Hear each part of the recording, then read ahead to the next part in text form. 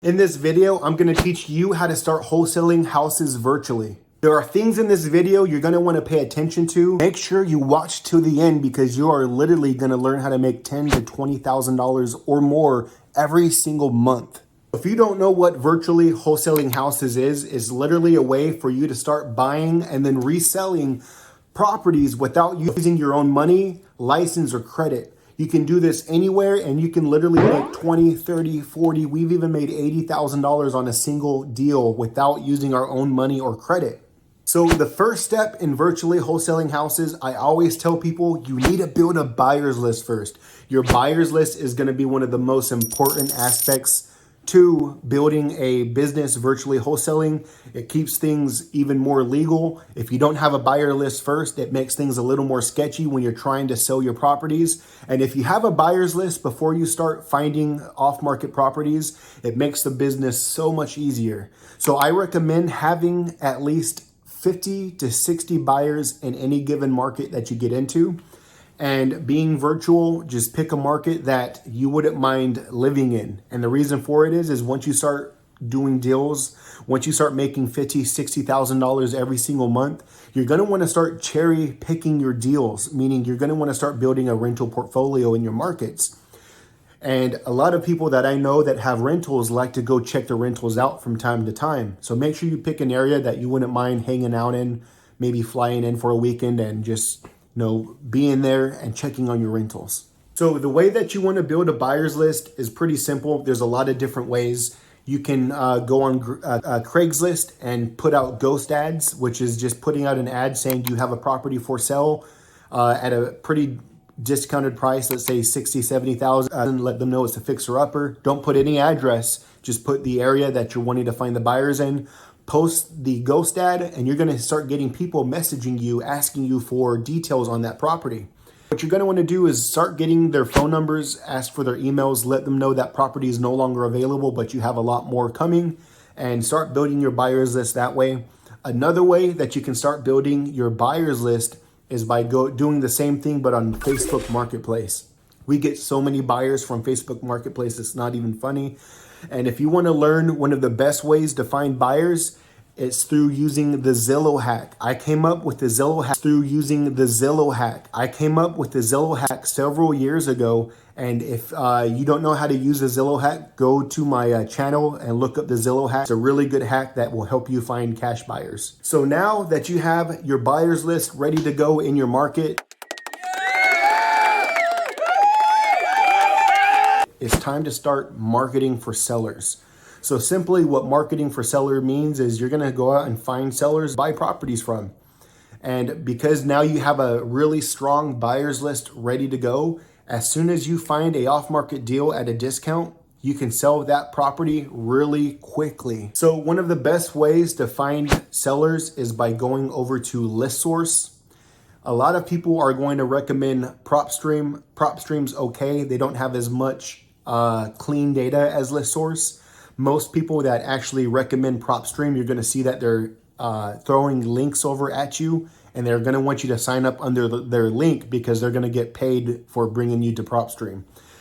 I have been using ListSource for years. It is one of the best list providers you can find. And if you want to learn how to get the list really, really cheap through ListSource, hit me up. I'll show you a hack on how to use it. I actually teach people how to use it in my training. If you just go over to Instagram and ask me about the training.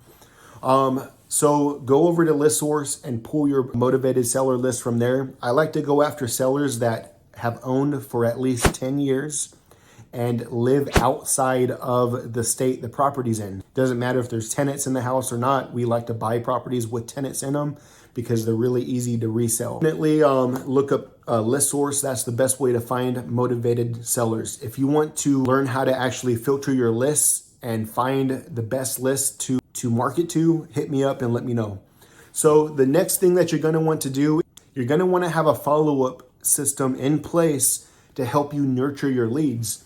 Because 9 times out of 10, when you first get a lead, you're not going to want to sell right away. Most of our deals that we close, we have talked to them over the last 3 to 6 months. I'm not saying you can't call somebody up right now and get a property locked up and then sell it a week or two. We've actually done that several times. We actually do it consistently. But for the most part, most of your deals are going to be coming from people that you've been nurturing. So one of the ways that you can build a follow-up campaign is using a system called Trello.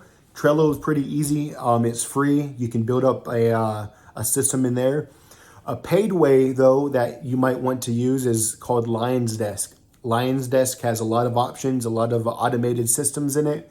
Definitely check them out. So now I assume you're getting leads. So what a lead is somebody that is wanting to potentially sell their property.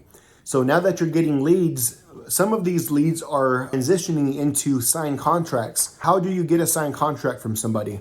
It's pretty simple. Once somebody agrees to a price that we need in order to be able to wholesale it and make a profit, we send them a simple contract, just a simple one-page contract.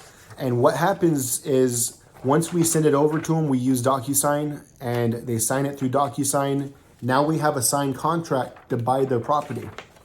So the way you wholesale that contract is now that you have that pre-built list of 50 to 60 buyers, you're going to send them all a mass text message or a mass email and let them know, hey, I just got a contract locked up on a property over at 123 Main Street. If you're interested in buying that property, I'm selling it for this price here. So let's say an example, let's say you have that contract locked up at $50,000.